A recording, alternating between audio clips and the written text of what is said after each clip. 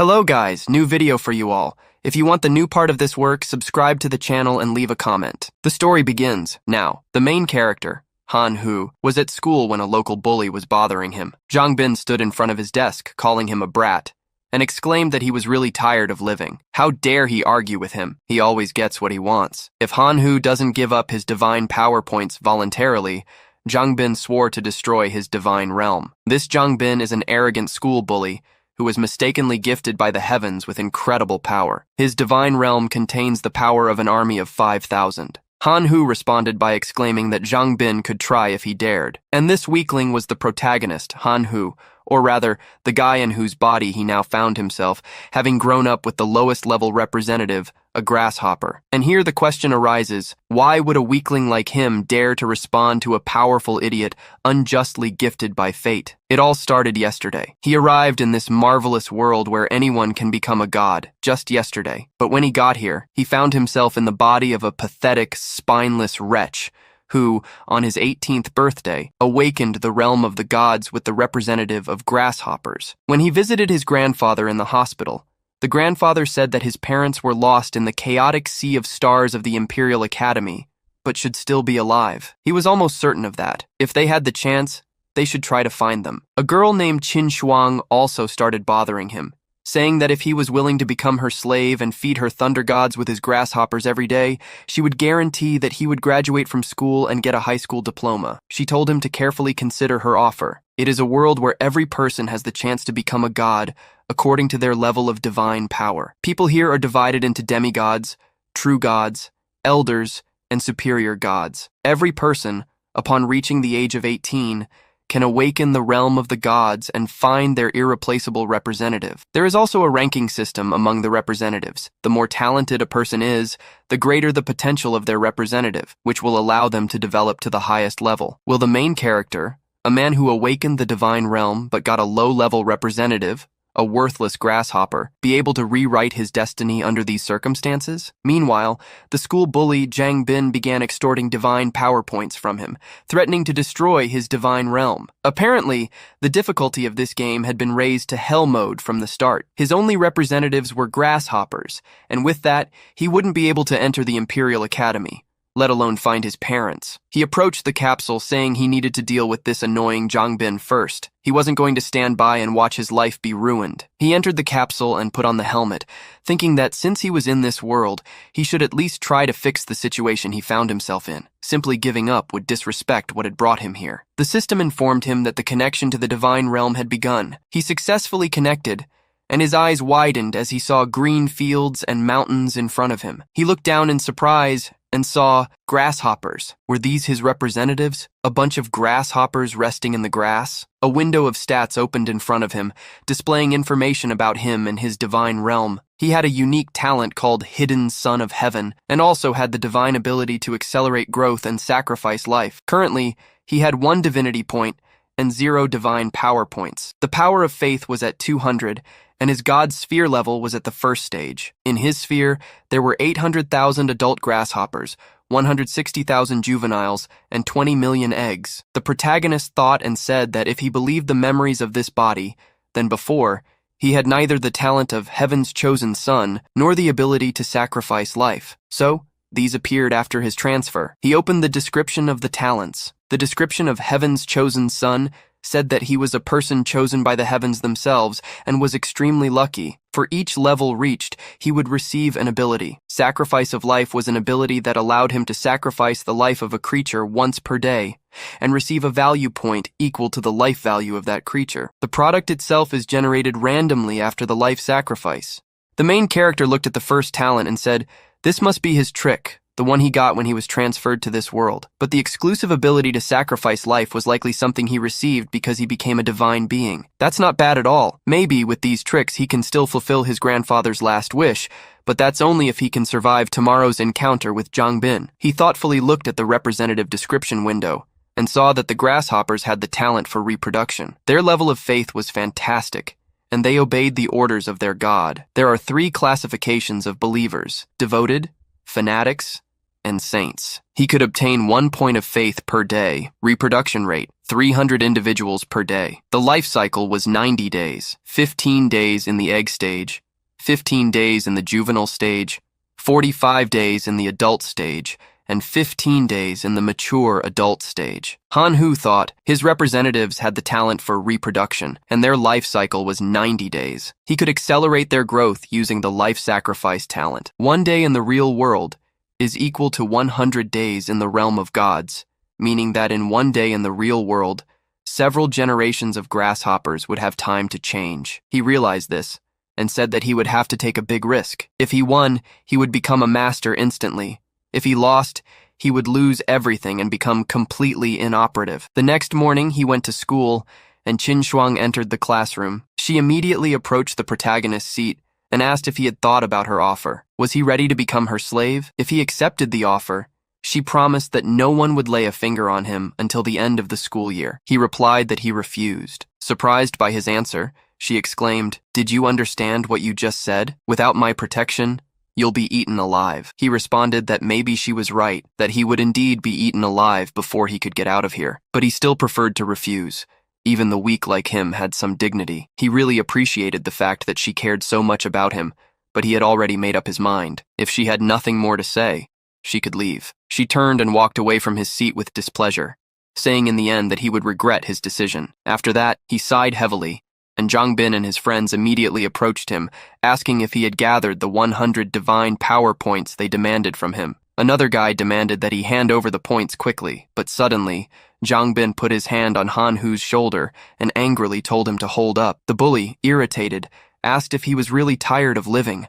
How dare he argue with him? If he didn't voluntarily give up his divine power points, then he promised to destroy his divine sphere. Han Hu frowned and told him to try if he dared. Hearing that, Zhang Bin was confused and wondered in surprise what was wrong with him today. Normally, Han Hu was afraid to even lift his head, but now this? He glanced at Qin Shuang, thinking that she definitely wasn't doing anything here. His friends started preparing for a fight, and one of them said he had never seen what it was like when a divine sphere was destroyed. Another guy said happily that his grasshoppers had greatly reduced his average strength. They said that Zhang Bin's orc army was among the top 60 representatives in the school, and they were curious to see it. Zhang Bin smiled and pulled out a card from his inner pocket, telling Han Hu not to say later that he didn't give him a chance. He had chosen death himself. Too bad for wasting 10 power points on trash like him. He used an invasion card that cost 10 divine power points. It generates a portal between realms through which you can invade the enemy's realm. The protagonist got nervous and then gasped loudly, feeling himself sucked into the portal. A second later, he found himself in a rocky area and saw a massive gate in front of him. He asked, "What is this?" The gate opened, and behind it appeared many silhouettes with glowing red eyes. They were Zhang Bin's orcs. Meanwhile, he himself was floating in the sky in the form of a deity and ordered his subjects to crush the pale Gavano army of his enemy and destroy the world of his divine realm. The orcs clenched their fists and rose, shouting loudly. Meanwhile, everyone outside was watching the live broadcast. One of them said it looked like the orc army had increased by at least another 1,000. He thinks that now he's at least among the top 50 in the school. Another guy asked in surprise, "What top 50 is he talking about? Doesn't he see that each of his orcs is armed with an iron weapon? They are already among the top 30. Another guy told them to look, as there was some kind of common creature in front of his army. Dior, one of the disciples, was surprised and said that he already had a common creature now, huh? No chance in hell. Qin Shuang, who was in the crowd, sighed in displeasure. And meanwhile, the protagonist summoned self-detonating locusts and ordered them to attack his enemies. Meanwhile, the disciples saw that the locusts had acquired a different color. One of them asked, "What kind of red insect is that? Are locusts supposed to be like that?" One of them said in surprise that it was a self-detonating locust, but he only had common insects in the divine realm. When did he manage to do that? And in such a large number? The guy next to him asked, "So what if they're elite? They're still locusts, and they still don't stand a chance against the Z, so they shouldn't rely too much on that trash." Meanwhile, the orcs charged to attack, and the locusts ran toward them. After the collision, the insects exploded, and a huge column of flames rose to the sky. The protagonist looked at this with a smile. The day before, he used his ability, leaving 1 million adults to reproduce and the rest to be sacrificed. The locusts were immediately burned in the sacrificial fire, which rose to the sky like a tornado, and the system informed him of several options for what he could obtain. Option 1. He could get 10,000 goblin warriors once. That's a common creature. Option 2. The fountain of life produces life-giving water that better nourishes his creatures and has a beneficial effect on the environment of his divine realm. Option 3. The first level sacred artifact, the Heart of Explosion. After placing the heart in his divine realm, there's a certain chance that individuals with the ability to cause explosions will be born among his representatives. Looking at the first option, he thought it was a very tempting offer. Thanks to that option, he would be able to easily deal with tomorrow's problems. However, that's a one-time summoning, so in the end, he'd still be the same weakling. The Fountain of Life would help his representatives evolve into stronger creatures. However, that would take time, and the battle was tomorrow, so it wouldn't be suitable for him. He chose the third option. It would be more suitable for him. The reward effect was directed at his main representatives, so it wouldn't disappear after some time. Of course, if he were lucky and everything went right, a red crystal would appear in his hand, which he would immediately crush and then throw an insect with all his strength, causing an explosion. Looking at the raging flames, he was happy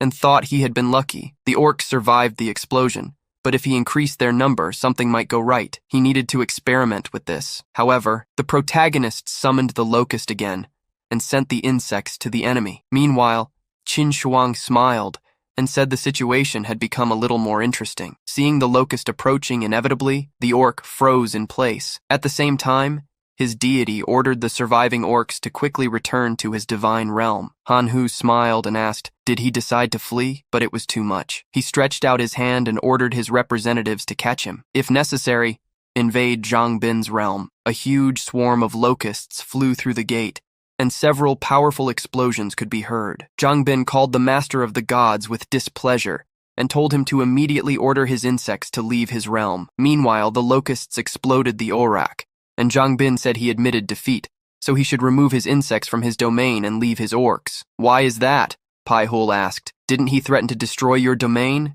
He thinks it would be fair if he destroyed his realm in retaliation. His opponent got nervous and said he didn't dare. If he did, his parents would destroy him. His father was a demigod, and his mother would become a demigoddess, so there was no way he could deal with him. The protagonist didn't let him speak and ordered the locusts to destroy his sphere. They couldn't contain themselves. The insects flew toward the gate, and Zhang Bin, in tears, asked the protagonist to stop. He had lost. He promised never to bother him again and to fulfill all his conditions. The protagonist replied that he didn't want anything from him. He just wanted him to suffer the fate he intended to give him. Suddenly, a stern male voice sounded behind him, telling him to stop. It was Professor Lu Litian, who ordered Han Hu to stop and said that he had already won, so there was no reason to go so far. Zhang Bin called the professor and begged him to stop this madman, but the protagonist didn't listen and didn't stop the locusts. Meanwhile, they began to invade Zhang Bin's divine realm. At that moment, Zhang Bin himself felt pain and asked the professor for help. After that, Professor Lu called Hu and told him not to pretend he hadn't heard him. He replied that he had heard perfectly well, so he asked him a question. What are you doing here? He replied that he was the professor of his class, responsible for him, so it was natural for him to decide to stop this madness. The protagonist said he had another question for him. Where were you when Zhang Bin and the others bullied him and extorted divine points from him? Why didn't you intervene? Lu Letian thought he was a real fool for not understanding this. Would he expose himself for trash like him? Zhang Bin's parents were demigods. He replied that they would talk about it after he stopped doing that. The protagonist said he had one last question for him. If it were you in Zhang Bin's place, would you have intervened in the fight? The professor was confused and remained silent, and Hu, accepting the answer, said he thought so. His locusts exploded the core inside the divine realm, and the internal portal began to collapse. Zhang Bin screamed loudly. Meanwhile, the protagonist turned to the professor and asked him to leave his domain immediately. The live broadcast had ended, and all the students were shocked by what had happened. Zhang Bin, sitting on the ground, cursed softly and said he really had done it. At that moment, the classroom professor entered the room and ordered Rule to come to him immediately. Not seeing him in the classroom, he exclaimed, "Where is that insolent man?" One of the students replied that he seemed to have gone home. The professor clenched his fist in anger and said he would definitely. Inside the sphere of the protagonist god, he found himself in the middle of a desert field and said it was time to take stock. A system window appeared in front of him, informing him of the number of his representatives. Now in his sphere, there are 18.19 self-detonating locusts and 4.50643 ordinary individuals. Seeing this, the protagonist decided he would have to start creating individuals as they would still be useful to him. Now he will attach the fragment of Zangbin's divine sphere core that he received after the battle to his core. A red crystal appeared above his hand and began the connection, after which the area of his divine sphere increased to 260 kilometers. The fertile lands are 100 kilometers, the mines 20, the forests 40, the deserts 60, and the mountains 40. He also received the second-level divine city core of the first-level sacred artifact, the hammer. He now has 820 orcs and several pieces of iron equipment. Who said that this wasn't bad? It would be enough for him to last until graduation. He remembered what his enemy had said about his parents and thought he wouldn't be able to handle the situation if two demigods attacked him simultaneously. Judging by Professor Liu's behavior, the school wouldn't protect him, so he would have to rely on his own strength. He decided to trade the iron hammer, thinking that maybe someone could offer something more useful in return. A second later, a system notification appeared in front of him, and he asked, "So quickly?" The system informed him that someone had responded to his trade request.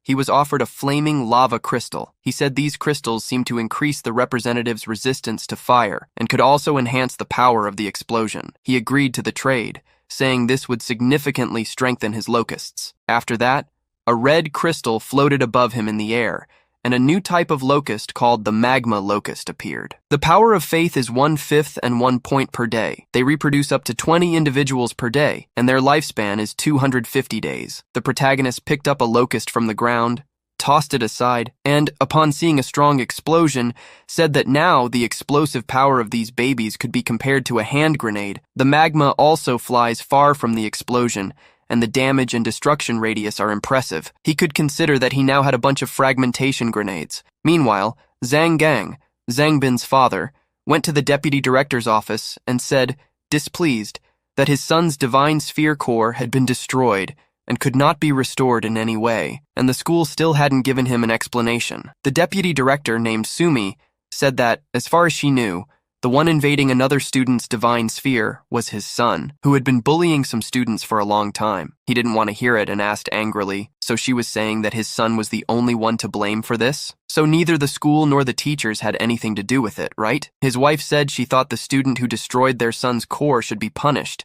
The school should at least expel him. Meanwhile, the protagonist decided to use his growth acceleration ability to create as many magma locusts as possible. But before he could do anything, Deputy Director Sumi called him, and he frowned, thinking that this was to be expected. He answered the call, and she said she needed to talk to him about something. Recently, his classmate Zangbin's parents had visited and demanded that he be expelled. She remembered the conversation they'd had earlier when the student's mother furiously demanded the protagonist's expulsion. The delegate responded that, as she had said before, they had already discovered that Zangbin was the one who provoked the conflict and invaded Hull's divine realm. He had to accept that challenge.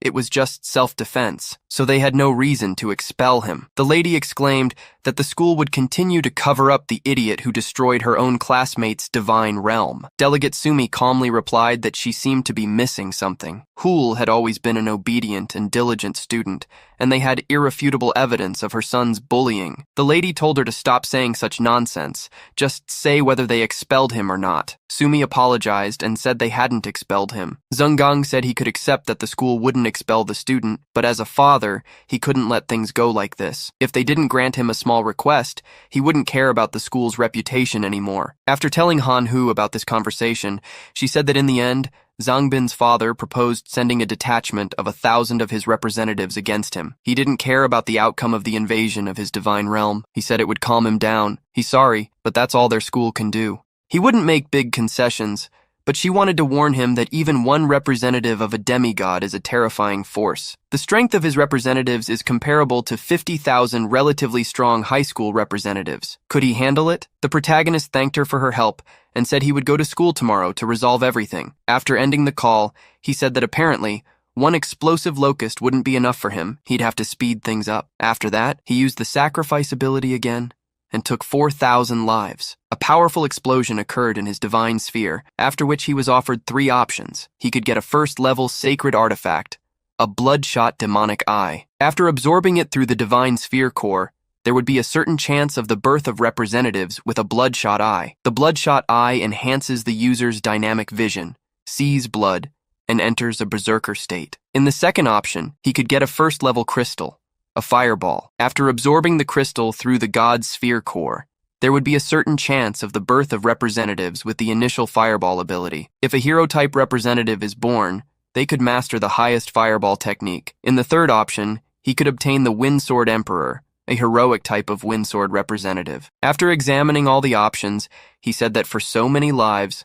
this was very good. He chose the third option, and then an old man appeared before him who was the Windsword Emperor. He has the first level basic ability Whirlwind, the second level Fury, the third level Storm Slash, and the fifth level Iron Sword Style. The last ability was created by him, and it's impossible to estimate. The degree of faith is fanatic, and the power of faith is 500,000 points per day. His life expectancy is 800 years, and he's already lived for 150. The emperor addressed her as a respected god and said he needed a sword. He replied that this wasn't a problem, then opened a trade network with the thought that since he had done nothing but speed up the reproduction of his locusts in the last 2 days, they had started giving him 100 million faith power per day. In the end, it started gathering at one point and transforming into divine power points. Considering the points he received for selling surplus land, he reached 54 divine power points. In the trade network, he began examining various weapons and noticed the whirlwind sword. Equipment is divided into 4 categories: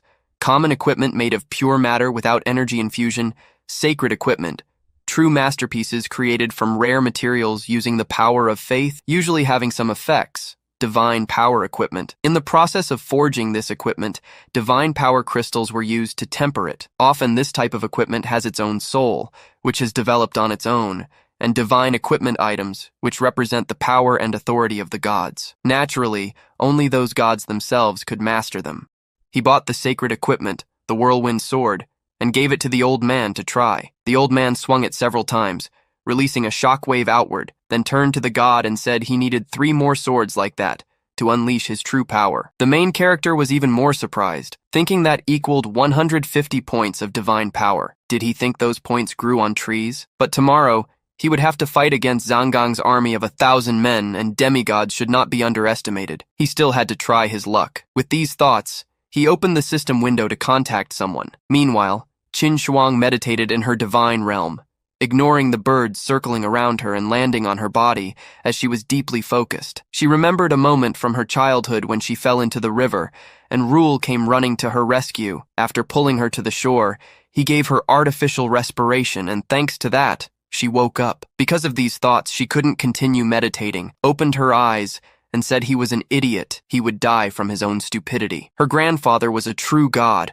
and there were 23 demigods in her family. With her protection, he had nothing to fear. Suddenly, a system window appeared in front of her, informing her that Hull was calling. She answered the call and asked if he had changed his mind and decided to become her slave after all. He replied that he only wanted to borrow some divine power from her. She asked if it could be borrowed and how he would repay the debt with his trashy representatives. He shouldn't think he had become much stronger just because he defeated Zangbin. His self-destructive locusts barely met the criteria for an elite creature and had little value. He told her to forget about it, said goodbye, and ended the call. She held her head, wondering why such sarcastic words had come out of her mouth again. It wasn't what she meant at all. She was sure he had misunderstood everything. Now she called him back, and he asked what the problem was. She crossed her arms under her chest and, with a displeased expression, asked how much he needed to borrow. "Give me your account number," she said. After that, the main character bought the missing weapon, and the emperor armed himself with 4 swords at once. The protagonist called him in displeasure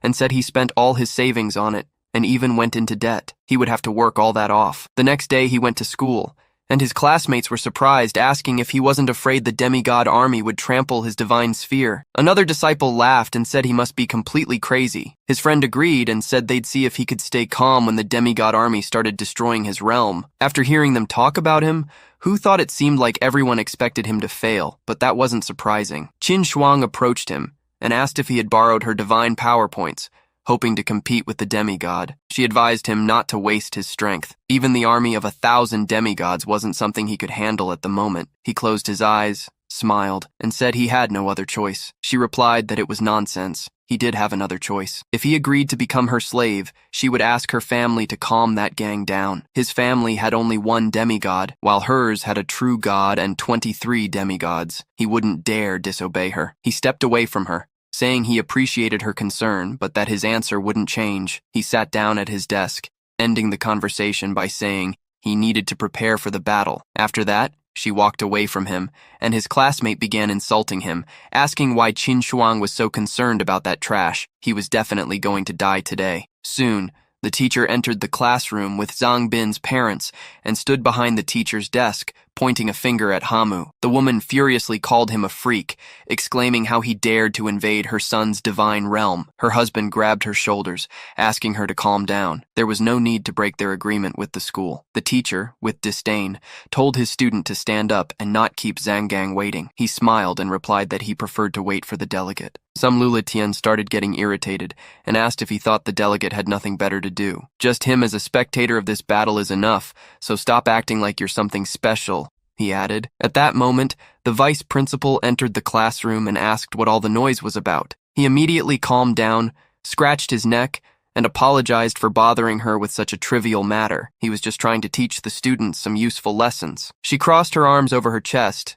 and, with disdain, reminded him that he was a teacher first and not a demigod's lapdog. Was that clear to him? Zhang Gang said that since Delegate Su was already there, it was time to begin. Sumi turned to Hul and asked if he was ready. He confirmed her words with a confident smile. Then Zhang Gang pulled out an invasion card and said they would begin. The protagonist was teleported to another space and immediately saw thousands of red-eyed wolves emerging from the portal before him. A huge werewolf was leading the army. Meanwhile, the students were watching all of this from the outside. One of them told the others to look. The entire wolf cavalry was composed of elite creatures, and the army leader seemed to be someone beyond elite. The wolf cavalry was a combination of green orcs and wild wolves, and they were all equipped with high-quality gear. Who didn't stand a chance? Meanwhile, Zhang Gang's army stopped in front of the protagonist and lined up. He himself said that he would make him pay for what he did to his son, even if he didn't think he could leave alive. Sumi, in turn, seemed very surprised, thinking that the wolf cavalry was composed of two types of representatives, but an orc rider and a wolf from the divine realm counted as a single enemy unit. Clearly, there were more than 1,000 of them. He's so cunning, she thought. Jung also noticed this and told her it was a trap. His army had 2,000 representatives. At that moment, Zhang Gang ordered his cavalry to attack, and thousands of wolves charged. The protagonist unleashed his locusts to face them. One of the disciples said that he had almost 7 million elite locusts. Another asked, didn't he have only around 20,000 yesterday? How did he get 7 million in one day? Even for locusts with accelerated reproduction, that was a terrifying number. The man beside him said that even the weakest elite creatures, if they had enough numbers, could become a formidable force. But the bad luck was that the battle was set for the next day. These 7 million won't do anything against the wolf cavalry, he added. Meanwhile, the orcs mounted on wolves entered the battle, and when they collided with the locusts, everything started to explode. One of his students said that he had already used many of his self-detonating locusts, but the wolves and orcs didn't care at all. They came out with only minor injuries. One of the students noticed something behind him and asked, "What is that?" Meanwhile, black smoke clouds started to appear above the wolves, and then magma locusts flew over under the protagonist's command. The wolves and orcs froze in place, unsure what to do, and growled as the locusts collided with them, triggering many explosions. The students exclaimed, "What the hell is this?" The explosive power of this species is significantly greater than that of common self-detonating locusts, and they also spray lava. This is also a type of elite creature. Sume turned to the students and asked if any of them had sensory abilities. Can anyone see information about this species? One of them confirmed her words and used his ability to say that his assessment showed it was a magma locust, a type of elite creature. Upon hearing this, the vice principal was very pleased, and Zhang Gang, meanwhile, told Hu not to dream that some insects could destroy his wolf cavalry. He ordered his subjects to use all their strength, and the werewolf leading the army roared loudly. After that, all the wolves began howling at his command, releasing an icy mist on the enemy that began to contain the explosions, and soon calmed the fire. One of the disciples said, "A demigod is a demigod. He cannot be defeated by such tricks. Even elite types of creatures without gods have a wide range of abilities and capabilities." Another disciple said that Hu had less than 500,000 self-detonating locusts left, and the magma ones were completely depleted. Meanwhile, Zheng Gang said he was showing him what despair was when he reached his sphere. He would be expelled from the school and thus would no longer have any patrons to protect him from his wrath. His army rushed to attack and ordered them to destroy his corporation. Ignoring the protagonist, the wolves ran past him and headed for his sphere. Realizing this was the end, Sume looked down in disappointment, and Qinshuang stepped away. But suddenly, someone told them to look at Ramul's sphere. There was someone standing there. She immediately turned her attention to the live broadcast. Meanwhile, an old man was standing next to the huge crystal, facing the wolf cavalry. He remained confident in place and did not move, ready to fight. One of the students said he was holding whirlwind swords in his hands, one of which was worth 50 divine power points. Someone else, surprised, said that equals 200 points. Where did he get that much? He thought Hu was an orphan. And what kind of creature is that? Sume replied with a smile. This is a representative of the wind sword race. These creatures below the elite type are not born. What kind of creature is this? Sume responded with a smile. This is a representative of the wind sword race. Such creatures below the elite type are not born. The disciple asked, does this change anything? Sangan also has a lot of unusual types and also has a wolf captain whose strength is even slightly superior to what unusual types can have. The captain can deal with this wind sword, and at this moment the rest of the wolves and orcs will simply go to destroy the kingdom of God. Of who? He remained silent, and thought that without a doubt he was right.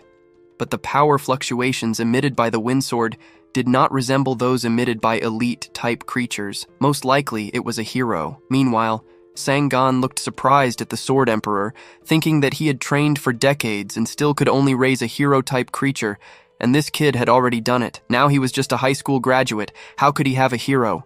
He ordered his army to capture it but not kill it. He would take this creature for himself, destroy the boy's core, and turn him into a hero. The old man's eyes gleamed. Meanwhile, he let out a dissatisfied sigh. The orcs mounted on wolves had already managed to approach him and were shouting loudly, but the Sword Emperor quickly repelled the attack using the 3rd-level Stormcut skill, swinging 2 pairs of hands, and easily killed them with his other skills. Suddenly, one of the orcs shouted loudly, releasing an icy wind from his mouth that froze the feet of the Emperor. After that, the orc raised his sword, indicating that it was time to attack, and the wolves charged toward the wind sword. Meanwhile, he raised his 4 hands to the sky and used the iron sword style. A glow began to emanate from his swords, swirling in a vortex of wind above his head, which then intensified several times and attacked, emitting a powerful shockwave from himself. Meanwhile, the disciples were very surprised, and one of them said that it was too much. The battlefield fell silent, and the old man looked at the wolf's corpse before him, and Hongan cursed loudly and ordered the wolf cavalry general to raze this place to the ground. Upon hearing the order, the werewolf headed towards the core of the kingdom of Hu, already preparing to attack. But suddenly the voice of the director was heard, asking the demigod if he really thought to go back on his word. Hearing this, Sangji looked at him surprised, and then responded emotionally that it was not so, that he wouldn't dare. He waved his hand and ordered the wolf cavalry to retreat. The director then turned his gaze to the student from his school who was being protected by the Sword Emperor and said that it was not bad. Thus, the battle ended, and the protagonist returned to the real world. The vice principal said that he had done well, but should not relax just because he was lucky enough to have a hero life form. He should not think that heroes are invincible. With his current level, it will even be difficult for him to enter the top 3. He ignored her and told her that he had to ask for a small favor. She asked what was wrong. He responded with a serious expression that he wanted to change classes. His teacher was very surprised and nervously waved her hands, saying that she admitted she hadn't dedicated much time to him in the past. But that would change from now on. He would do everything possible to make it one of the best, and naturally, he would ensure that he gets all the resources he needs to develop, that he gives him another chance. He smiled nervously and thought that if he kept developing at the same pace, without a doubt, he could enter some prestigious academy, maybe even compete for a spot in the superior academy. In that case, as a teacher, he would be generously rewarded. He can't miss such an opportunity, but the protagonist remained inflexible and kept saying that he wanted to change class. Sume frowned with displeasure and replied that he couldn't change class just like that because there were many school rules. However, if he really wanted it, he could try to pass the exam that the school itself prepared. If he passed it, he could change class immediately. He accepted, after which Insang abruptly stood up from her seat and told the sheriff's assistant that she also wanted to change class and that she was willing to take the exam. Lulian became nervous and told her that if she wasn't satisfied with something in her studies, she could tell her teacher. that there was no need to act so hastily. They could talk about it after class. She responded that she had no complaints, she just wanted to change class. A guy named S. Xiaolong, who was sitting next to her, raised his hand and said that he would also like to take the exam. The teacher called him angrily and exclaimed that he was the class monitor. Why had he suddenly decided to change class? He answered that he was grateful for all these years of teaching, but had good reasons for doing so. He looked at Yuan with a loving gaze and thought that he would follow her and one day she would definitely be his. The vice principal said that tomorrow they would have everything ready. He headed to the exit and asked Professor Liu to follow him. Time passed. The sun was already starting to set. Hu went out and Inan followed him, asking where he had gotten the heroic-type creature from. He replied that it had nothing to do with her. She exclaimed that it wasn't like that he owed her 150 divine power points, and if he couldn't pay it back, he would be her slave. Therefore, she had the right to know where he had gotten the hero. He said he would pay her. He could even give her 5 points as interest right now, but he wouldn't tell her anything about the hero. That wasn't how it worked. After these words, he moved to his god sphere, and she, looking at the portal that appeared, cursed loudly. Meanwhile, MC was already inside and was looking at how many representatives he had. He had 1,000 million ordinary locusts, 1 million auto detail, a great army. In a couple of days, tomorrow's test would be difficult for him. The Sword Emperor appeared in front of him and said that the White Wolves and the Riders were hiding in the mines of his world. He should get rid of them. He frowned, thinking that he knew some of the wolves. Valeria hadn't had time to escape with Sangang and was hiding somewhere in his divine kingdom. They couldn't be left alive. They might start destroying his other representatives. However, it would be a waste to simply kill them. He ordered them to be captured, but not killed, as he needed them alive. Upon hearing the order, he went to look for them, and after 2 hours, he dragged them before their god. After looking at them, he decided to sacrifice 24 wolves and 1 billion ordinary locusts, after which a tornado swirled around him. The system gave him 3 options to choose from: an alpha mechanism, a level artifact, or a foundry furnace blueprint that allows the creation of a great furnace capable of producing sacred-type equipment. He also got 3 observation towers that provide visibility and prevent sudden enemy attacks. MC said that the alpha mechanism is, of course, good, but would he be able to control it through his brainless locust? And a furnace? How would the locust do anything with it? An observation tower? What could he see from such a low height? Among the 3 options, none seemed worthwhile. He remembered he had a couple of 100 orcs left after defeating San Pin, and wondered what they were doing now. Opening his eyes, he activated the Hawk's Eye and saw what the orcs were doing. They were digging more and building a city. Seeing that the deity was watching them, they thanked him for giving them a wonderful life. After that, Angu remembered that after the victory, he had ordered them to pay attention to the clan, and said that apparently, this clan was originally predisposed to Axtron Minor and creating something. Sang spat on all this and made ordinary warriors out of them. He kept watching and said they really had a talent for this. Maybe he could turn them into equipment makers, and then the furnace would be useful. He put the structure in front of them and told them he would give them a foundry furnace and hoped they would live up to his expectations. The orcs were very happy and exclaimed that God had given them a furnace that would not let him down. Meanwhile, the school teachers called a meeting. Professor Lul Letian addressed his colleagues and told them he believed they all knew that the school was going to hold promotion tests to another class for Ang, Wien Swan, and Sang Chalong. The school entrusted them with preparing the exams. What did they think about it? One of the teachers asked what there was to think about.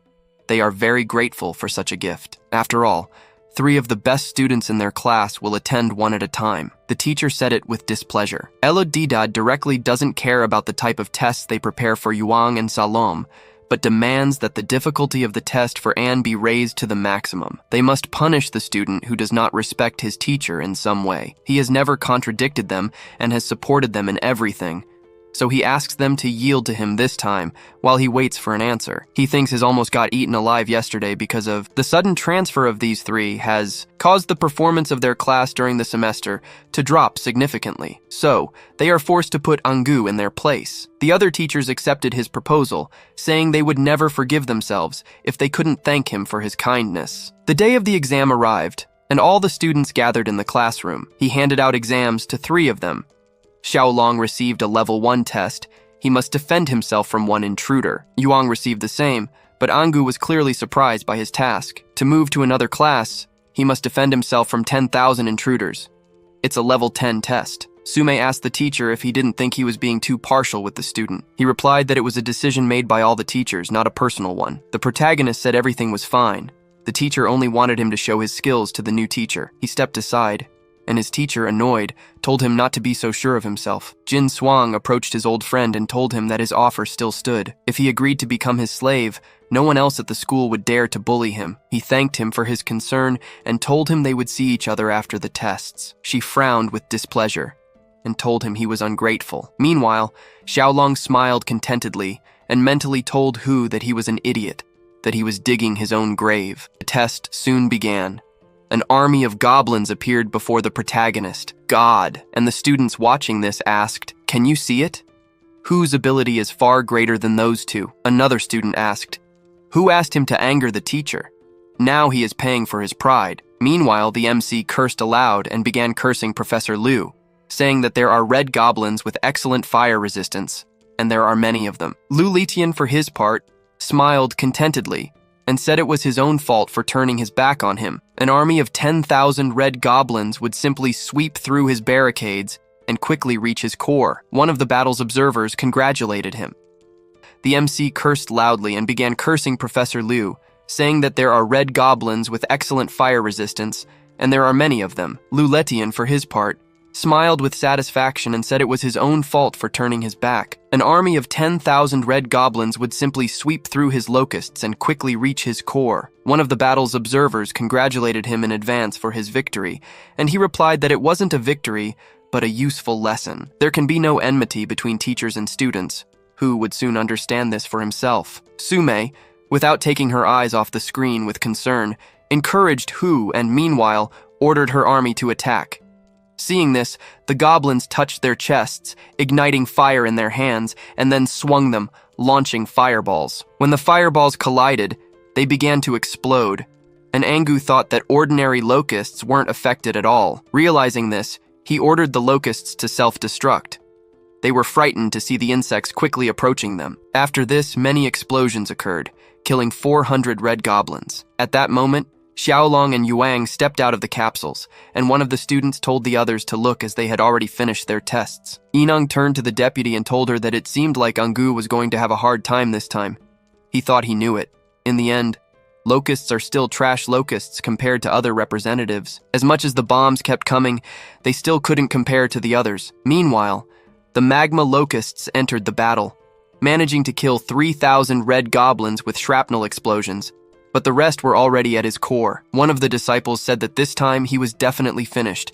Not even his hero could take on 6,000 red goblins at once. Jin Swang became worried and said that it was madness. The red goblins were going to destroy his divine core. Sumai contacted MC and told him to simply admit defeat. There was nothing shameful in it. He fought with dignity, and she was sure he would be able to master this test in time. He confidently replied that he had already made his decision and that she couldn't tell him otherwise. He would fight until his last representative. Besides, he had not lost yet. At that moment, the Sword Emperor used his Storm Slash and swung his sword several times, releasing a shockwave.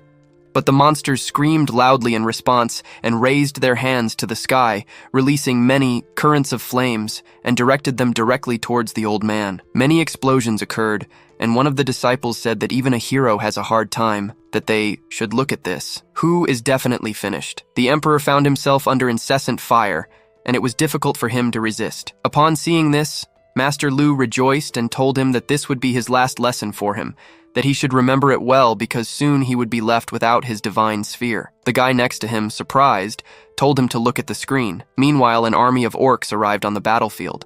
One of them raised an axe and shouted that they would protect their god. Upon seeing them, the goblins were very frightened, after which the main orc ordered to kill them, and his brothers rushed into battle. One of the students asked, surprised, "That orc?" By chance, the one next to him asked, "Where did he get so much talent from? At this rate, he will be among the top 10 by the end of the year." At that moment, the orcs finally dealt with all the goblins, and Angu was very happy, saying that they had worked hard. Yuang and the vice director rejoiced in their victory, and Master Liu clenched his... He transferred to his class and told him that he would provide him with a very formidable army of orcs. Xiaolong ignored them and turned his gaze towards his lover, thinking that wherever she goes, he would go too. Angu turned to Deputy Chief Su and asked if he could find out why his exam was more difficult than the others. He replied that all the teachers collaborated to set the difficulty of the exams. Apparently, more of them thought that this level of difficulty was appropriate. The protagonist smiled and asked, "So you can see the list of those who voted." He handed over the decision of the Council of Teachers and the teachers who voted in favor of increasing the difficulty. He realized that Angu would not choose them now and began to curse Luletian. Finding those who voted against Angu, he thanked them for it and asked if he could find out what he could expect from transferring to their classes. One of them said that today he had clearly demonstrated his ability to strengthen orc creatures, so he decided that if he joined his class, he would provide him with an army of orcs of at least 10,000 individuals. With such a formidable army, he would be among the top 10 in his school in no time. After this, he could even think about entering a good academy. The second teacher, named Tian, said that he believed that the main thing for each of them was to improve and strengthen their main representatives. He had several special methods at hand that could be useful to enhance insectivore types. If he joined his class, he would help him achieve the appearance of all kinds of locusts. Upon hearing this, MC immediately made a decision and said that he would like to join his class. After him, Inan wanted to join his class, and then Xiaolong also wanted to join. Tian was very happy and thought that at this rate, he would become the best teacher of the year. 3 talented students at once decided to switch to his class. It couldn't be better. He handed them the construction cards and said that they were small gifts. Angu looked at the second-level building card, the Hive, which occupies 1 square kilometer and produces 1 million insects per year. The effect assumes all the effects applied to his other insectoid representatives. The protagonist was delighted and thought that this card was literally made for him. If he places the Hive in his god sphere, the insects born will immediately receive the effects of the explosion heart and the burning lava crystal. It turns out that this card will allow him to obtain 1 million magma locusts per year. As a sign of gratitude, he bowed to the teacher and said that he shouldn't rush to thank him, but should better demonstrate his gratitude with good results. After this, Z addressed the other teachers and told them that he believed that with this, they could consider today's test concluded. However, he wanted to remind them that in a week, there would be important exams, whose success would determine the proportion of resources distributed among the classes that best prepared their students. After some time, Anguya was in his god kingdom. Currently, in his kingdom, there were 2,040,000 common locusts, 5,000 magma locusts, multiplying the magma locusts to the maximum and improving the other types. Finally, he realized that some red orcs had appeared in his kingdom and suddenly rose into the air, deciding that he had to see it with his own eyes. He flew to the place where the red orc was at that moment and saw the description of this creature. It is a type of elite creature that evolved from ordinary orcs after a bloody battle. The creature has a talent for forging and burning blood. The level of faith is fanatic, providing 20,000 faith power per day. Reproduction, 1 individual per year. The life cycle is 80 years, 5 of which are childhood, 10 years of youth, 55 years of maturity, and 10 years of old age. The talent for forging increases the level of understanding in the field of smithing, and burning blood significantly increases resistance to high temperatures and facilitates the development of skills related to the fire attribute. After reading the description, MC thought, so the orcs themselves were able to evolve into an elite type of creature? This is simply incredible. It would be great if they became his main representatives. In that case, he could use the ability of acceleration of their growth and significantly increasing their number. 4 days later, he finally waited for the ordinary locust to reproduce until they reached 7,300,000 individuals and said this should be enough. It was time to begin his favorite sacrifice. Having swirled the locusts into a fiery tornado, he sacrificed their lives and received a reward for it. After taking a quick look at the proposed options, he felt very happy. The first option gives him a broken second-level sacred artifact, the Law of Gluttony. The main representatives of the divine realm receive the ability of gluttony. As soon as the energy they consume increases by 10,000 times, they evolve into creatures of the type above. The artifact breaks and works only on the ordinary type of creatures. The second option is the hero template. The creature that received the template works up to the heroic type of creatures. The third option gives a bit of divinity. The protagonist's eyes light up with admiration, and he says they are wonderful options. His eyes are already wide open. The Law of Gluttony will be able to turn all his normal locusts into elite creatures. but now he himself does not have enough locusts to evolve. The hero template sounds much better compared to the first option. The heroic type of creature has tremendous power. A little bit of divinity is about 100 billion points of faith, or 1,000,000 points of divine power. It's like winning the lottery. He chose the first option, saying that he doesn't need to be too greedy. He needs to start using all the potential of his primary representatives. He doesn't have many ordinary locusts left, so he will first have to cultivate them with ore. 3 days later, when he entered his god sphere, he was very surprised and said he never would have thought that his locusts could grow to such enormous sizes. Approaching the insect that had grown to the size of a horse, he baptized it as Magma Locus.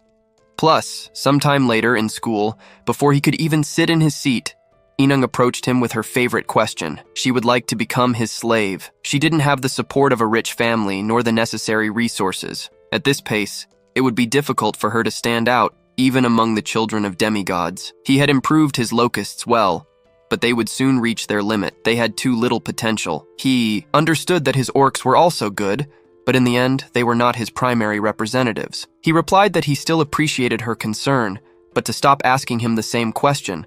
She sighed in disgust during the exam and said that he was so stubborn, after which she began to say something to him furiously, while Zovan observed her attentively and clenched his teeth, mentally telling Angu that one day he would make him disappear from her beloved sight. Their teacher told them that this exam is very important for all of them, as the results will determine if their class will receive the school's resources and equipment. So, he asked them to give it their all. The school has in its hands sacred artifacts, additional lands for their kingdoms, fragments of courses, legions of various creatures, and other useful materials. However, they will only receive them if they get good results in the exam. Now, he asked them to familiarize themselves with the rules of the exam. The exam consists of 2 phases, the selection phase and the classification phase. In the selection stage, all students undergo tests of the same difficulty level.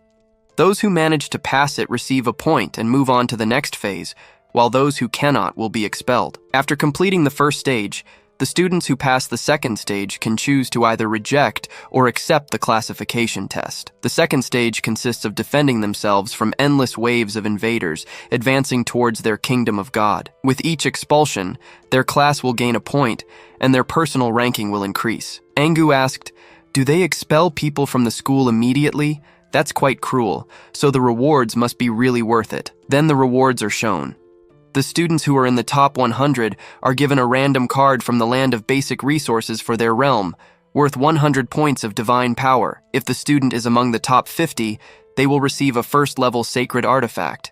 And if they are among the top 30, they will receive a reproduction card, which allows them to increase the reproduction speed of creatures by 5 times for a duration of 10 years within the realm. If the student is among the top 20, they will receive a first-level building called a temple, which spreads a first-level sacred aura in a radius of 100 meters, accelerating the recovery of wounded creatures. If the student is in the top 10, they will receive a divine weapon worth up to 100,000 points of divine power, with the weapon style chosen by the students themselves. If the student is in the top 5, they will receive an elite seed, which allows Subin to sense the power of an elite type, increasing the propensity to evolve into an elite type. The students in the top 3 will receive an additional level for their core, and the one in first place will receive a point of divinity.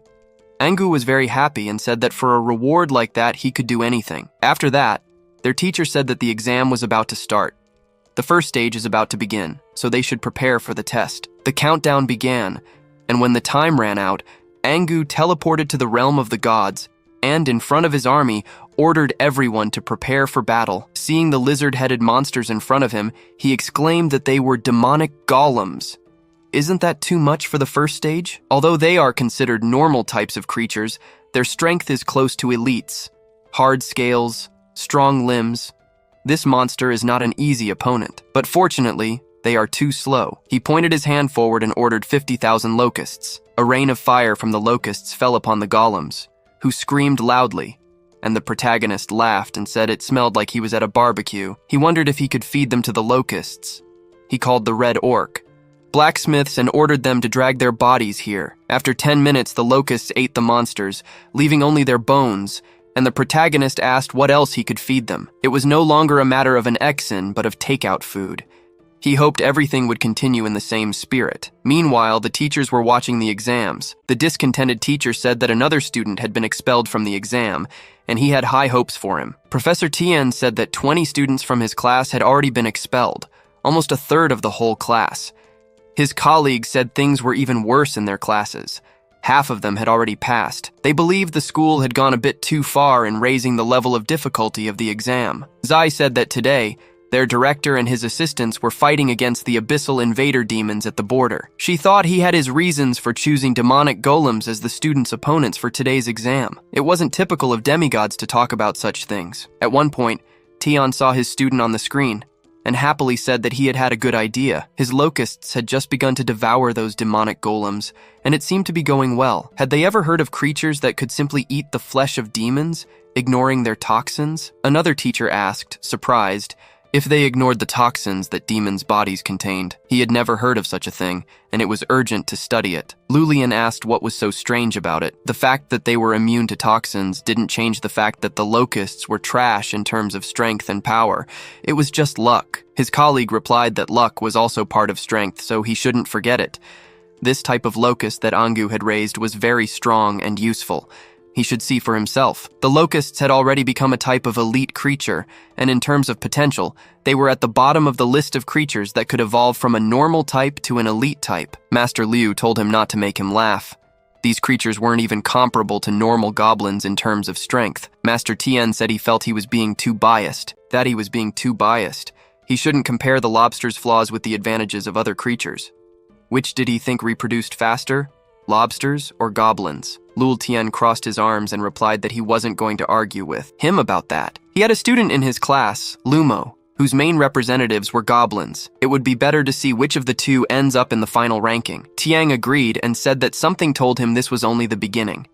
Let him talk. The professor turned to the other teachers and said he would give his colleagues a 5-star divinity rating as they witnessed their argument. Master Tian agreed, and his colleagues smiled with satisfaction, thinking he was a complete fool. Lemo was his nephew, so he had naturally given him far more resources than he should have. Could he boast the same to Angu? Soon, the system reported that 430 students had passed the selection round of the exam, and 300 students had decided to participate in the ranking round. Luli Tian asked, 130 of them simply refused. They were all despicable cowards. His colleague said he shouldn't talk about his students like that. The level of difficulty for this exam was, in fact, higher than usual, so there was nothing shameful about it. Another professor said that it was even better. They could only teach those students who could overcome their fear and survive this difficult battle. Meanwhile, the second phase of the exam began. An army of skeletons emerged from the door, and the professors were very surprised, asking, "Isn't this too easy?" MC disappointed us, he said. "You must be kidding. There are over 1 billion hungry lobsters here, offering to gnaw on their bones, but there's nowhere to go." He ordered his army to devour them, and an enormous swarm of lobsters filled the sky. The skeletons looked at the sky, and the battle began. 2 hours later, Anguya was bored and said it would be enough for a snack. A new wave arrived. The skeleton warriors reappeared through the door, and the protagonists began to mine the rocks with lobsters watching the rift in which the skeletons bathed in fire. He said that if the lava continued to accumulate, then those skeletons wouldn't even be able to get close to him. Moreover, this process could be slightly accelerated. He called on the red orcs and ordered them to pour the molten metal from the large foundry over them. They obeyed his order and approached the very edge of the rift, beginning to pour hot metal from barrels. Watching the blazing fire below, the protagonist said that this was great. Now the skeletons would die immediately upon exiting the portal. He didn't even have to do anything. He was very clever. One of the professors asked him in surprise how he had come up with that. Tiam proudly responded that it was all due to proper training. Professor Liu asked him, annoyed, if he had relaxed too much. After all, it was only the 7th wave, and his disciple Lumo had already reached the 7th as well. Meanwhile, Lumo stood on his sphere, watching the enemy skeletons along with his army of goblins. Behind him were 13 first-level ballista towers, 9 first-level lightning towers, and 12 fireball towers. The professor saw this and exclaimed in surprise how much he had spent on all this. Ludian wondered who else among them idiots had invested so much of the resources of her students. That's right, nobody doubted. She simply had to obtain the top spot in this exam. Suddenly, one of the teachers told the others to look at Inan's sphere. She immediately directed her gaze to the screen. In her sphere, there was a herd of elite thunder gods formed by 300,000 individuals and 100 ordinary giants. The only structures in her sphere were 100 lightning towers. The teacher said that the daughter of the In family was very strong. Before, he thought she was among the top 3 in the school, but now it seemed she was the best. Another teacher agreed with him and said it was useless to compare her with the others. His colleague said that not even he, a demigod, had as many creatures in his arsenal as she did. Lulian got angry about it and began cursing Angu in his mind. Soon, the 10th wave ended. 18 students remained alive. The next wave would be radically different from all the previous ones, so they had to be prepared for anything. The students prepared, and through the door of their spheres, a single monster entered. One of the teachers exclaimed in surprise that it was a hero-type creature. A bone collector appeared before the students, who had the ability to manipulate bones and fuse them. As soon as he took his first steps in the sphere, he immediately found bones and lifted them with magic. After that, he pulled out a staff and began to spin it in the air, connecting the bones and turning them into the skeleton of a monster. The collector waved both hands and commanded the monster to advance and kill them all, after which the bone giant rushed to attack. It struck the ground with its hand, slapping the students' army, then stomped, causing an explosion. The concerned teacher said that barely 3 minutes had passed, and already 8 students had given up. This was too difficult for them. Teacher Lu said that something was wrong because the bone giant in the Hango realm was so small. He had obviously cheated somehow. Meanwhile, the bone giant in the MC realm was barely holding on to the rocks, trying not to fall into the fire. Tien asked, "Isn't it obvious?" This was because most of the skeletal warriors had drowned in the magma that Hu had naturally created. The bone collector simply didn't have enough materials to create a bone giant at that moment. The emperor then entered the battle, and using the iron sword style, cut the bone giant into several pieces. The protagonist yawned widely, and the system reported that he had successfully withstood the 11th wave. Teacher Lu got angry and exclaimed indignantly that he had surely deceived them somehow. He couldn't believe it.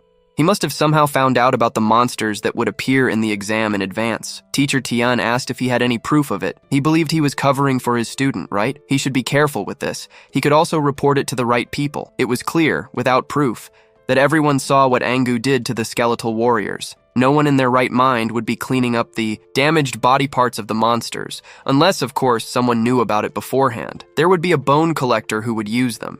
His colleague told him to stop saying nonsense, and he replied that it wasn't nonsense.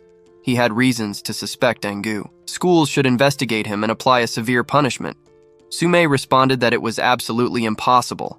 The director personally handled the monsters in the exam, and even she didn't know the details of the next exam. If Angu really had received any information about it, then it would mean that the information had leaked from the director's side. Did he really think his powerful director would make such a mistake? Lul Tian became nervous and answered that he hadn't even thought about it. Apparently, this student was very lucky. It was so unfair to the other students. Thus, he became indignant. The vice director looked at him with disdain and told him that he, as a demigod, should understand how absurd his words were. Each one cultivates their own realm of God as they wish. There can be no talk of justice in this matter. Only the strongest survive. Xiang broke no rules and achieved these results through his own work, so he deserved it. By the way, does he think it would be fair to take advantage of his position to provide resources to his nephew, Luem, over other students in his class? Or is it fair that Insan, whose family spent millions to strengthen his realm of God, participates in this exam? Upon hearing this, Professor Tian called him an idiot and said he now understood why he had proposed that bet. There's a saying, "He who digs a hole for others will himself fall into it." His disciple Angu had already passed the 11th wave, but his nephew had just started. Now they would see who would win. Meanwhile, Lumo, who had stayed with the bone giant, said this seemed to be his limit. He announced out loud that he was giving up, and Master Tien said his nephew had failed. He had won the bet. He wouldn't back down in front of so many witnesses, right? Where are his 5 points of divinity? Lulin handed him a card and told him not to spend the points, but that he would get them back soon. An hour later, the 13th wave passed. 3 students remained: Yu, Inan, and Huan Fei. One of the professors looked at the table and said that now they only had to figure out who would take which place. When the 14th wave arrived and an army of skeletons appeared before Huan Fei, he raised his hand and said he was giving up. In the 16th wave, Inan also surrendered. Sume was very pleased and said that Angu had taken first place. Meanwhile, the protagonist continued with the 20th wave, still full of strength, as were his locusts. He ordered the magma locusts to advance, and the insects exploded upon contact with the bone monsters of the fallen comrades. A bone giant rose again, but the Sword Emperor attacked him immediately, not allowing him to take a step. After 15 minutes, silence finally reigned in the realm of the gods. The system reported that the 20th wave of the invasion had been successfully repelled, and the 21st wave would begin shortly. The next wave would be much more challenging than the previous ones. The 20th would be the last. Some bright sparks began to come out of the portal that was inside it, and the protagonist looked surprised at the monster that had appeared, wondering what kind of giant was before him. A majestic woman appeared before him, sitting on a throne. Seeing her, the professors exclaimed in surprise that she was the skeleton lady. MC said he did not expect to see a creature with a lord-like form here, fearing he did not have enough strength to face that enormous thing. He raised his hand and said he surrendered, which greatly surprised the skeleton lady. She began to be dragged back to the portal and extended her arms to the sides, saying that she would not let him go so easily. The door was about to pull her back, but she kept resisting and screamed in rage, after which she waved her hand, launching a bone at Hango. It flew by at great speed and exploded upon hitting the ground. She turned around and exclaimed, "What the hell is going on here?" Then the door closed, and the protagonist returned to the real world. The system reported that he had placed first. Tianwen's class earned a total of 252 points, surpassing another class by 20 points, which placed second. Yuli's class of blackheads earned a total of 192 points and took 8th place. Seeing this, Professor Liu became angry and said that he should have placed first.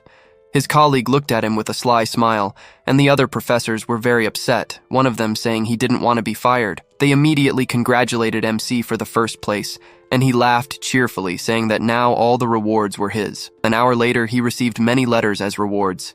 He received a piece of iron ore land worth 100 divine power points, a sacred artifact exchange card of level 1, the first level card given by the temple, and the divine rank weapon that can be exchanged, though the cost should not exceed 100,000 divine power points. He also received an elite seed that turns ordinary creatures into elites, a divine core enhancement card, a point of divinity, and a replication card. When the students saw his reward, they were very surprised and said that this guy was now a true rich man. Meanwhile, the protagonist reflected, saying he had to think about how to use all this wisely. His teacher told him not to worry, that he would help him choose the best options. Anga felt happy and thought he could be trusted. After that, he entered his divine kingdom. The land card for the kingdom was successfully redeemed for 20 square kilometers of dense forest land. The sacred artifact exchange card was successfully redeemed for a first-level sacred artifact, a poisonous mist pearl. The level of the divine core increased by 1,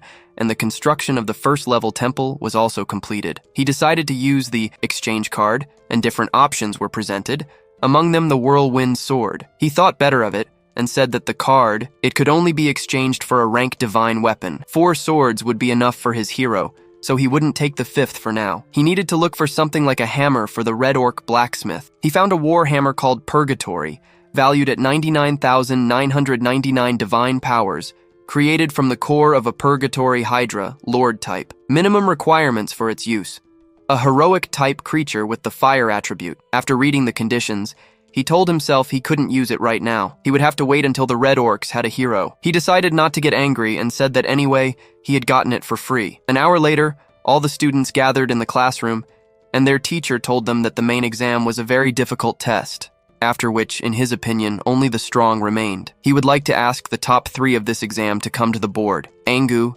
Hinswang, and another boy approached the blackboard, and the teacher said that Angu had achieved the highest score, so he would receive 100 class points. He could also choose any of the treasures provided to the class. The protagonist thought that he was now even curious to know what was in the class's treasure. A system window with a list of items appeared in front of him: giant fists, spring of life, iron mine core, level 2 frost rocket skill, level 2 goblin nest construction, and elite ligger type creature. The protagonist chose the spring of life, and his teacher thought it was a wise choice. He was not pursuing momentary strength and decided to start by developing his strengths. He had great potential. After a while, a student named Susu came to his class and congratulated the protagonist on how well he had done, telling him to sell the divinity point he received quickly. He would give him 105 million divine power points for it right now. Engu looked at him with disdain and thought, Who the hell was he to give him orders like that, so he even added 5 million points above the normal price? Definitely, something was wrong here. He asked what he needed it for, asked again what the difference was, and that if he accepted, 105 million would be his in a second. This amount was enough to change his main representative and change his destiny. MC frowned and rejected his offer, but Susu kept asking him about it, saying that, to be honest, divinity was what his grandfather needed. He was just a little bit away from becoming a true god. If he sold him a divinity point, he would not only get millions but also become indebted to him. Upon hearing this, Hu thought about it. 105 million is an enormous amount.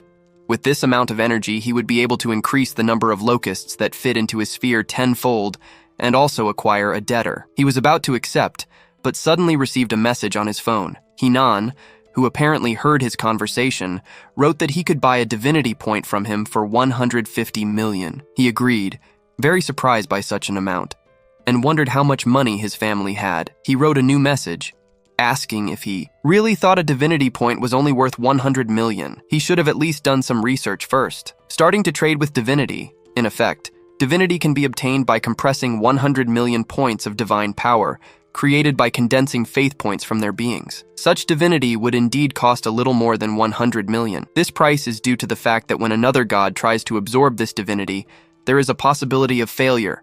All this is because such divinity will carry the faith of another god. Understand this. This is why their divinity point is worth at least 145 million, unavailable in the market at that time. After reading this, the MC thought everything became clear for him. It turns out they were just trying to rob him.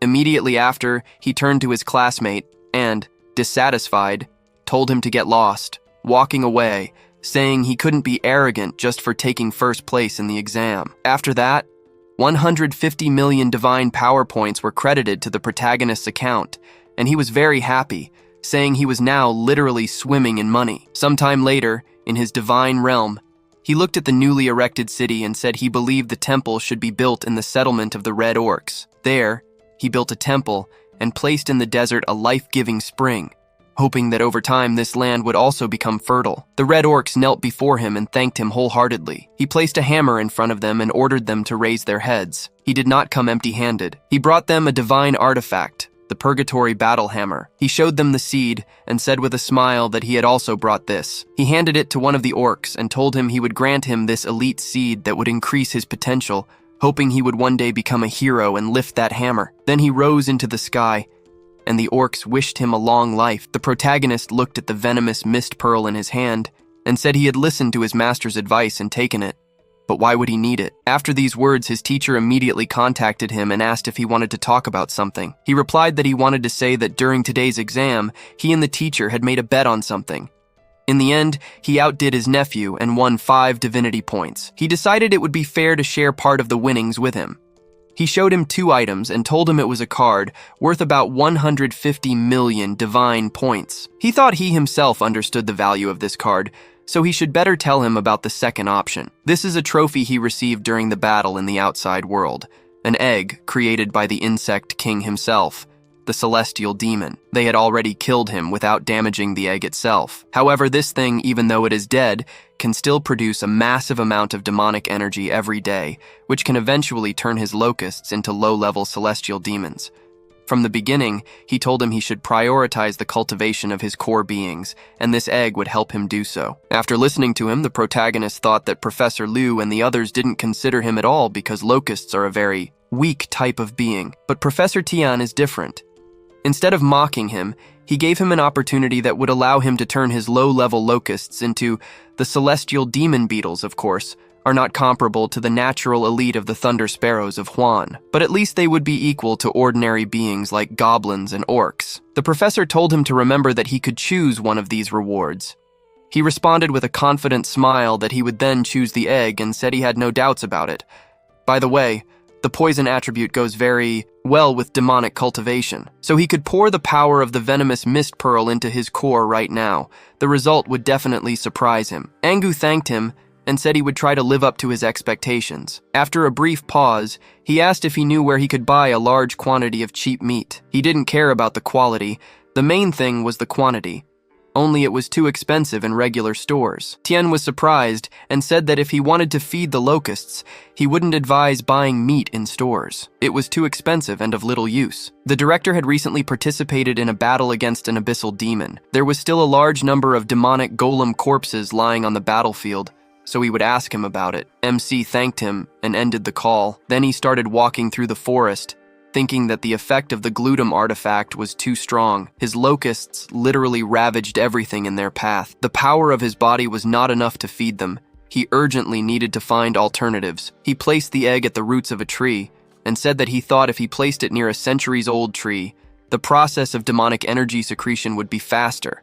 Perhaps it would even satiate his locust's hunger a little. 2 days later, he returned to this place and saw how the egg had grown to become the trunk of the tree. He said it looked like a locust had already managed to consume its share of demonic energy. He was impatient to see what would come out of it and wondered how many days it would take to develop. Suddenly, the egg broke, and he said excitedly that it was hatching. A demon beetle C, a normal creature with a talent called cruelty, crawled out of the egg. The degree of fanaticism of faith grants 1 point of faith power per day.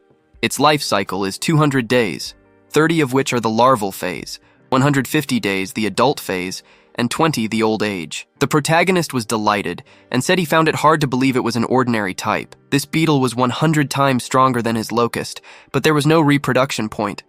Apparently, the demon beetles only appeared after absorbing the energy of the egg. If he understood correctly, the energy released by the egg in 1 day would be enough to transform 200,000 locusts. Noticing that the insect had suddenly doubled in size, he said it seemed the effect also worked on them. It turns out that transforming the demon beetles into an elite form wouldn't take long. He decided it was time to use the venomous mist pearl and threw it into the air, after which the color of the insect changed, and he exclaimed in surprise. The creature had already become elite. This is a venomous demon bull beetle. Meanwhile, the school principal looked at the huge pile of corpses in front of him and wondered how this happened and what he should do. Now, with this mountain of demon corpses, even if he manages to seal them in the sidecar, sooner or later his divine power will be exhausted, and a huge pile of corpses will once again spill into the world, poisoning the environment. Suddenly, Professor Tien called him and asked if he was in the middle of something. He greeted him awkwardly and apologized for distracting him, but had a question. One of his disciples wanted to buy the corpses of the abyss demons. He asked, surprised, what does he need the corpses for? He responded that he was going to use the corpses as food for his creatures. His main representative was the locust, which had already demonstrated in the main examination that it could eat demon corpses without any consequence. The director asked, is this by chance the genius who defeated the demigod a few days ago? He never thought his locusts could be so useful. It was a pity that the locusts simply couldn't survive in the abyss. They could have saved their divine power points and just released their creatures directly at the scene. He handed the card to the master and told him that it contained 1,000,000 demon corpses and to pass it on, telling him there was no need to pay. The next day, he called him again and awkwardly told him that he wanted to let him know that yesterday's demon corpses were already used up, and his student asked if he could arrange a regular supply of these corpses for him. The director was very surprised, and the professor, seeing his reaction, told him that he had told him it would be too blatant of him. The director didn't let him finish and asked him to wait, after which he cleared his throat and said that he had to inform him that it was a one-time action. Now they were talking about a regular supply. He couldn't just spend his divine power points like that, so for every 100 corpses, he would have to give him 10,000 divine power points. 5 minutes later, the professor called him again and told him that his student agreed and wanted to start with 1,000,000 divine power points. A few days later, the locusts multiplied again, and MC thought the time had come. He sacrificed billions of lives, after which the system gave him 3 options to choose from. By choosing the first option, he could obtain 5 giant warriors, a type of elite creature. The second option was 3rd-level skill crystals with poisonous explosion. After fusing the crystal with his core, his creatures could master the basic technique of poisonous explosion. Also, the heroic types of creatures could master it, the environment. 3rd-level skill crystals, poisonous explosion.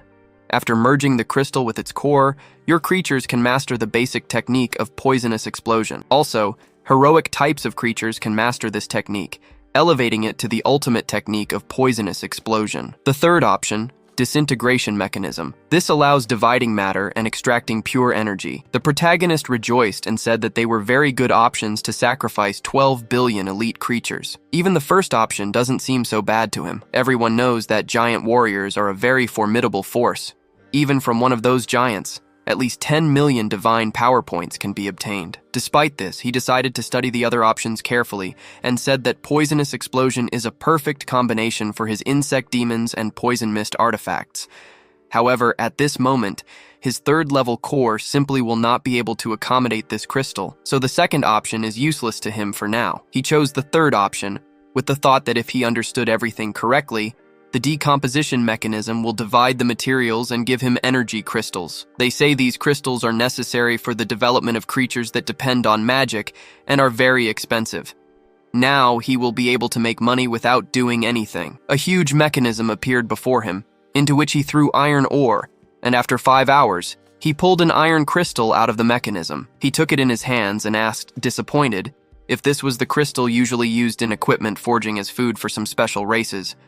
If he wasn't mistaken, each of the crystals was worth $5. Divine power points. It wasn't what he expected, but it was good. In the long run, he could make a lot of money from this. Suddenly, a strange voice sounded in his head, addressing him as a great god and saying that while they were working, they were attacked by unknown undead. 3 of his workers were injured, and their leader, armed with the hammer he had given them, was trying to hold back the enemy alone. They pleaded for him to save his people, the Red Orcs. Angu was surprised and thought it seemed as if the temple was transmitting the pleas of his creatures. But how had the undead entered his divine realm? He frowned, using the hawk eye skill, and then saw that the Red Orc was fighting against a skeleton. Looking closer, he wondered why the skeleton emitted the aura of the examination monster. The skeleton continued resisting the orc's attacks. Juan said with a smile that it was strong. He asked the system to provide information about it, and it informed him that the identification attempt had failed.